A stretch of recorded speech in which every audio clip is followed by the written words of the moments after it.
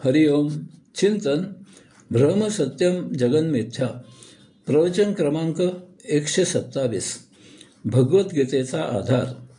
मागील प्रवचनामध्ये सांगितल्याप्रमाणे या प्रवचनामध्ये आपण भगवान आद्य श्री शंकराचार्यांच्या ब्रह्मसत्यम जगन्मिथ्या या सूत्राला भगवद्गीतेचा आधार कसा आहे हे अगदी मोजकी निवडक उदाहरणे थोडक्यात पाहूया. 1. भगवद्गीता सांगण्याचे कारण. भगवद्गीतेचा जन्मच जगताचा मिथ्या गोष्टींचा मोह झाल्यामुळे त्याचे निवारण करण्यासाठी आत्माचरण करावे, ब्रह्मप्राप्ती करावी असे सांगण्यासाठी झाला आहे. हा मोह 2 प्रकारच्या मिथ्या गोष्टींसाठी झाला.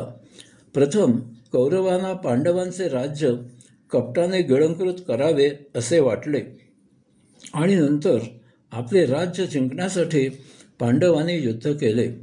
रामप्रभूंच्या काळापासून अलीकडील ब्रिटिशांच्या काळापर्यंत तसेच भारतामध्ये अनेक लहान सहान राज्ये होती तोपर्यंत आज कोणते राज्य टिकले आहे?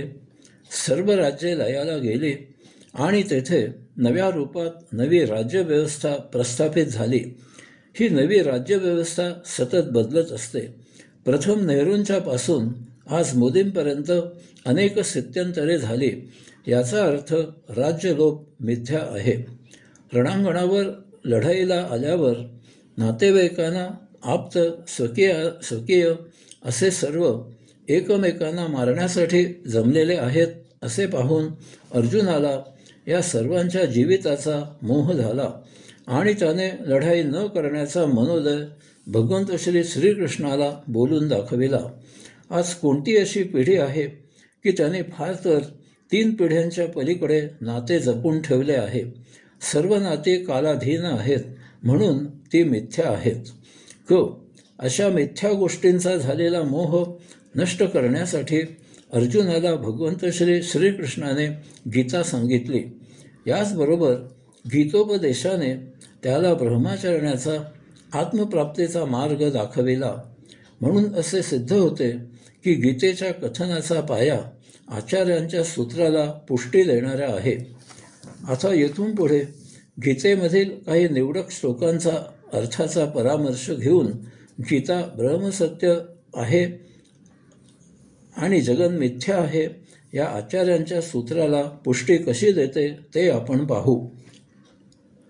2. अध्याय 2 श्लोक क्रमांक 11.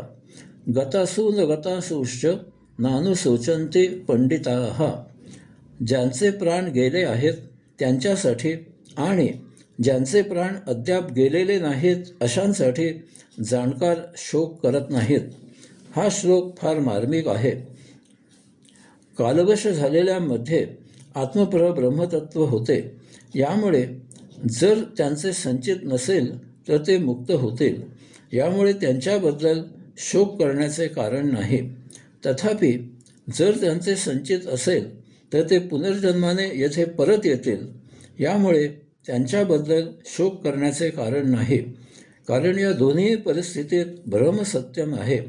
परंतु या दोन्ही परिस्थितीत शोक केला जातो कारण कालवश झालेल्यांबद्दल नाते, हित, आपुलके इत्यादी माया असते ती मिथ्या आहे. याचप्रमाणे ज्यांचे प्राण अद्याप गेलेले नाहीत अशांबद्दलही शोक केला जातो, कारण त्यांच्याबद्दलच्या मायेमुळे त्यांचे चांगले होईल ना याची सतत काळजी वाटत असते. ही माया मिथ्या आहे. अशा प्रकारे दोन्ही ठिकाणी मिथ्या माया आवरून सत्यम ब्रह्माची कास धरावी. 3. अध्याय 2 श्लोक क्रमांक 14. मात्रा स्पर्शास्तु कौंतेय शीतोष्ण सुखदुःखदाः.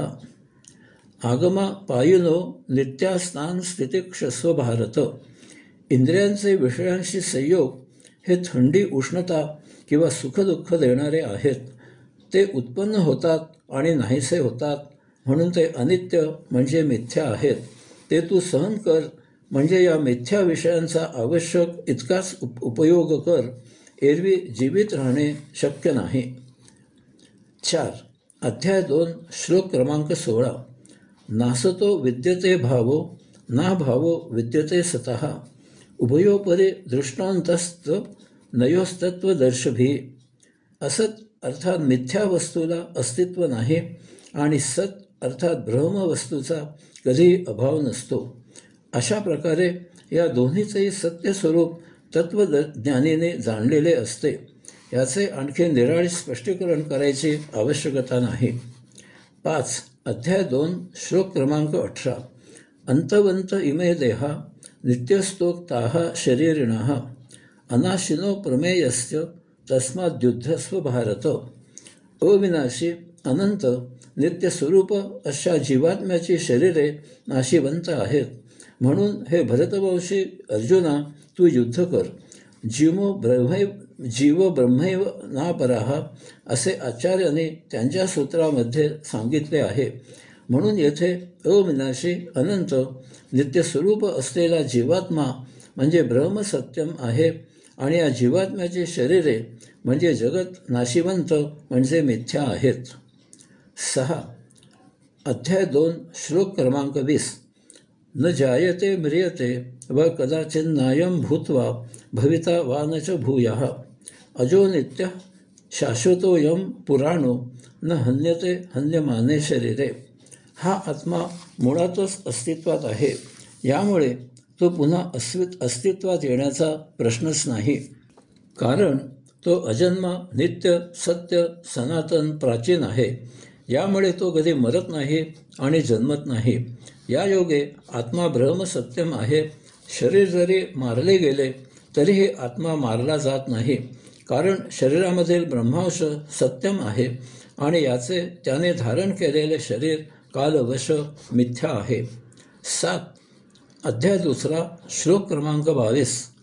वासांसी जीर्णानि यथा विहाय नवानि गृह्णति नरोपराणि तथा शरीराणि विहाय जीर्णोन्यन्यानि संयती नवानि देही. मानव जीर्ण शीर्ण झालेली वस्त्रे टाकतो आणि नवीन वस्त्रे परिधान करतो. कारण वस्त्रांच्या मानाने मानव जास्त काळ अस्तित्वात असतो. परंतु वस्त्रे त्या मानाने लवकर फाटतात, परिधान करण्यासारखी राहत नाहीत. अशाच प्रकारे सत्यम असलेला ब्रह्मांश मिथ्या असलेले शरीर कालवश झाल्यावर नवीन शरीर धारण करतो.